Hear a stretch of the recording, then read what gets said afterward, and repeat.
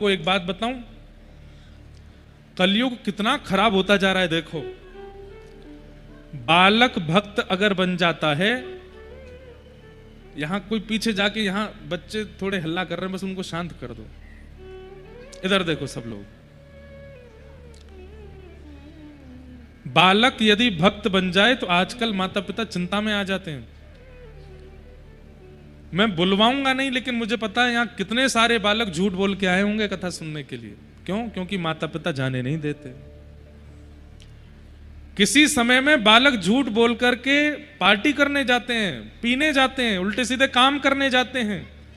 लेकिन ये कलयुग नहीं है तो क्या है कि झूठ बोल के कथा सुनने जाना पड़ता है, झूठ बोल के मंदिर जाना पड़ता है। ये ताली बजाने वाली बात नहीं है, ये चिंता करने वाली बात है भैया। खरगोन वासियों, हर बात पर ताली नहीं बजती है, ये चिंता वाली बात है।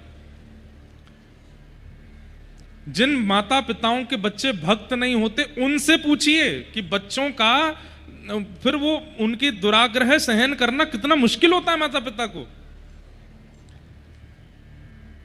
हमारे ज्यादातर श्रोता युवा हैं, हमें पता है उनकी पीड़ा।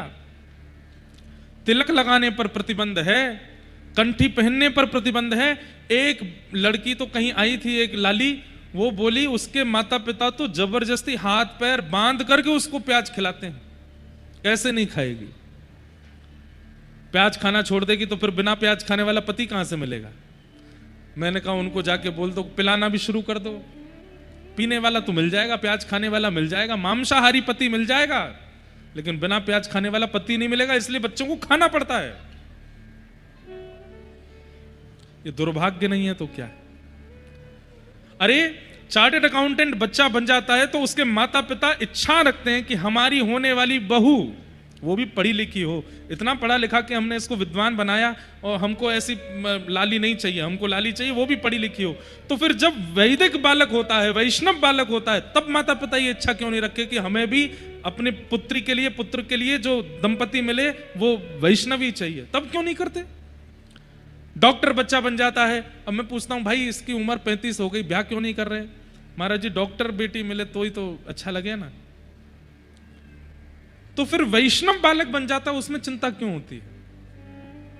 हमारी आपसे हाथ जोड़ के प्रार्थना, कम से कम खरगोन वाले और जो भी लोग इस कथा को लाइव देख रहे हैं, आपके घर में अगर तिलक धारण करने वाला, बिना प्याज लहसुन का प्रसाद पाने वाला, ठाकुर जी का नाम स्मरण करने वाला, कथा सुनने वाला बालक है ना, ठाकुर जी को धन्यवाद कहा करो, क्योंकि ठाकुर जी ने ही अपना अंश भेजा है।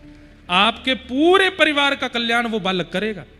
और ये बात मैं नहीं कह रहा हूं, नृसिंह भगवान कहते हैं भागवत में, जब प्रहलाद जी महाराज नृसिंह भगवान से कहते हैं कि हे प्रभु, मेरे पिता भले ही राक्षस थे लेकिन आप इनको सदगति देना, तो नृसिंह भगवान कहते हैं कि तुम कैसी बात कर रहे हो प्रहलाद? तुम अपने पिता के लिए मुझसे याचना कैसे कर सकते हो कि मैं इनको सदगति दूं? बोले क्योंकि मुझे पता है ये राक्षस थे। बोले नहीं, तुम जैसा भक्त बालक जिस घर में जन्म लेता, उसके पिता नहीं, पिता की भी पहले की 21 पीढ़ियां वो जहां होती हैं वहां से मुक्त होकर के भगवत धाम पहुंच जाती हैं। और केवल पिता की 21 पीढ़ियां नहीं, पिता के 21 पीढ़ियां पूर्व की, दादा परदादा परदादा परदादा परदादा 21 तक चले जाओ, सब मुक्त हो जाते हैं एक भक्त के घर में आने से। और केवल पिता की नहीं, मां की भी 21 पीढ़ियां, मतलब नाना पर नाना पर नाना पर नाना, एक भक्त के घर में आने से। अरे महाराज, आपका श्राद्ध करना, तर्पण करना, जो पितृपक्ष में आप लोग अपने पितरों की मुक्ति के लिए कर रहे हो ना, ये तो फिर बस आपकी खाना पूर्ति रह जाएगी। क्यों? क्योंकि घर में भक्त बालक है तो इस बात का प्रमाण है कि आपके सारे पितृ मुक्त हो चुके, क्योंकि एक वैष्णव बालक आपके घर में। पर दुर्भाग्य है, बच्चा अगर रात में लेट पी करके आ रहा है तो माता पिता को लगता है कि अब ऐसे ही हैं, कोई बात नहीं, माहौल भी तो ऐसा ही चल रहा है, एक आध बार पी ले तो क्या बुराई है। खा करके कुछ अनाप शनाप आ रहा है तो भी माता पिता को चिंता नहीं होती। कभी बालक धुआं उड़ाता हुआ दिख जाता है तो भी माता पिता समझा देते, ठीक है बेटा ज्यादा नहीं करना। लेकिन वही बालक यदि कंठी माला पहन के रहता है, वैष्णव पद्धति का पालन करता है, अपनी रसोई, घर वालों को स्वाद नहीं आता बिना प्याज लहसुन के, तो वो अपनी अलग रसोई बनाए, तो ऐसे बालक को इतनी तो उत्पीड़ना दी जाती है, ये बहुत गलत है।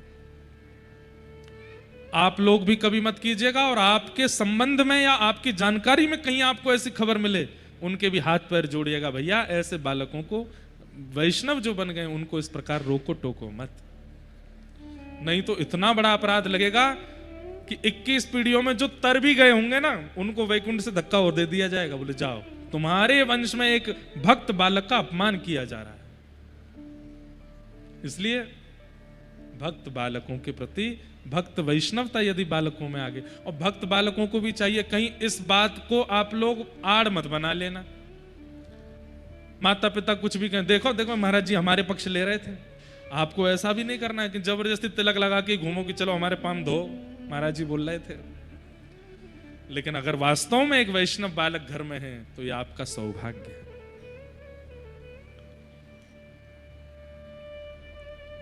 तो कर्दम ऋषि ने भगवान से क्या मांगा कि एक वैष्णव पत्नी मुझे मिले, और जितना वैष्णव मैं हूं, जितना भक्त मैं हूं, मुझसे अधिक उसके अंदर भक्ति हो, ऐसी पत्नी से मेरा ब्याह हो जाए। भगवान इतने प्रसन्न हो गए, बोले वाह, तुमने ऐसी वस्तु मांगी है, मैं प्रसन्न होकर के तुम्हें आज्ञा देता हूं, वरदान देता हूं, आज से ठीक 3 दिन बाद पृथ्वी के प्रथम मानव स्वयंभू मनु की पुत्री देवहूति, उससे तुम्हारा विवाह होगा, क्योंकि वो तुमसे भी ज्यादा भक्त है मेरी। लेकिन एक वरदान मैं अपनी ओर से तुम्हें प्रदान करना चाहता हूं। क्या बता रहा था मैं? हाँ, तो स्वयंभू मनु की पुत्री देवहूति से आपका विवाह होगा, और आपके यहां पुत्र रूप धारण करके मैं ही आऊंगा। देवहूति माता का विवाह कर्दम ऋषि के साथ में हुआ, और उनके यहां पर भगवान कपिल बन करके आए। कपिल भगवान ने आकर के देवहूति माता को सुंदर ज्ञान उपदेश प्रदान किया, उसी को सांख्य शास्त्र कहते हैं। इस प्रकार देवहूति कपिल देव का संवाद श्रीमद् भागवत जी में खूब विस्तार से सुनाया गया।